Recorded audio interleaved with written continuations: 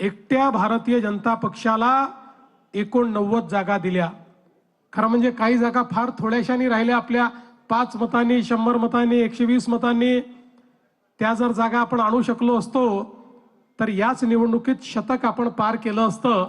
पण शतकापासून थोडंसं दूर आपण राहिलो। पण मला असं वाटतं की जे मुंबईकरांनी दिलं ते भरघोस आहे। अनेक लोक या ठिकाणी सांगतात की मागच्या वेळेस 82 होत्या, आता तुमच्या 87 झाल्या, म्हणजे तुम्हाला कोणचं मोठं यश मिळालं?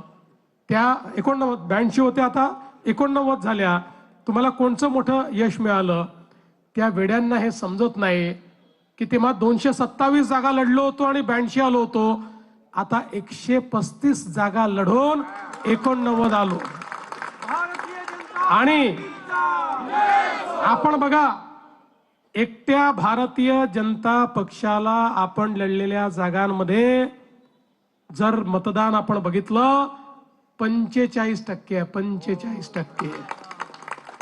आणि आपल्यानंतर जर उबाठाचा विचार केला, आपल्यापेक्षा 30 जागा जास्त लढूनही ते 27%वर आहेत, 27%वर। म्हणजे याचा अर्थ काय आहे? याचा अर्थ असा आहे की प्रचंड मोठा स्ट्राइक रेट, प्रचंड मोठं जनसमर्थन आणि 45% मतं हे भारतीय जनता पक्षाने घेऊन या ठिकाणी दाखवून दिलाय की हा जो विजय आहे हा विजय मुंबईकरांनी दिलेला विजय आहे। मुंबईकरांचा आशीर्वाद आपल्याला मिळालेला आहे। आपल्या सोबतच आपले जे सहकारी आहेत, माननीय एकनाथराव शिंदे जी आपले उपमुख्यमंत्री, त्यांच्या नेतृत्वामध्ये शिवसेनेला देखील 29 जागा मिळाल्या। त्यांच्याही काही जागा अगदी थोड्या मतांनी त्या ठिकाणी पराभूत झाल्या, अन्यथा त्यांचाही स्कोर यापेक्षा मोठा राहिला असता। पण भाजप आणि शिवसेनेचा आपण विचार केला तर पूर्ण बहुमत हे आपल्याला या ठिकाणी प्राप्त झालेलं आहे।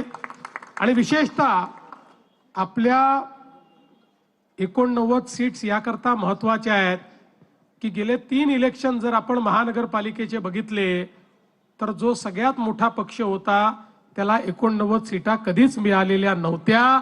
त्या भारतीय जनता पक्षाने कमी जागा लढवून देखील या ठिकाणी मिळवून दाखवलेल्या आहेत। आणि म्हणून अनेक प्रकारे आपला विजय हा कसा कमी होईल असाही काही लोक प्रयत्न करतायत, त्याची काळजी करायचं कारण नाही। खरं म्हणजे आज आपण पाहू शकतो, कुठलाही एरिया तुम्ही बघा, सगळ्या एरियामध्ये भारतीय जनता पक्षाला मतं मिळालेली आहेत। सगळ्या समाजाने भारतीय जनता पक्षाला मतं दिलेली आहेत। भाषेच्या पलीकडे, जातीच्या पलीकडे प्रत्येक समाज हा भाजपच्या सोबत उभा राहिला आहे। आणि विशेषतः जे लोक मुंबईतल्या मराठी माणसाला आपली जागीर समजत होते त्यांना हे लक्षात आलं, मुंबईचा मराठी माणूसही विकासासोबत आहे, भाजपसोबत आहे।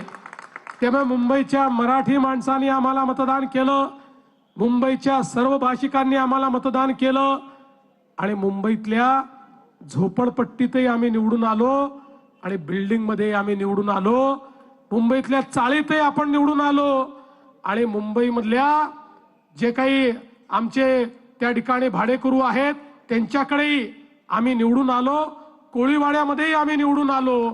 असा एकही भाग नाही की ज्या ठिकाणी भारतीय जनता पक्षाला यश मिळालं नाही। सर्व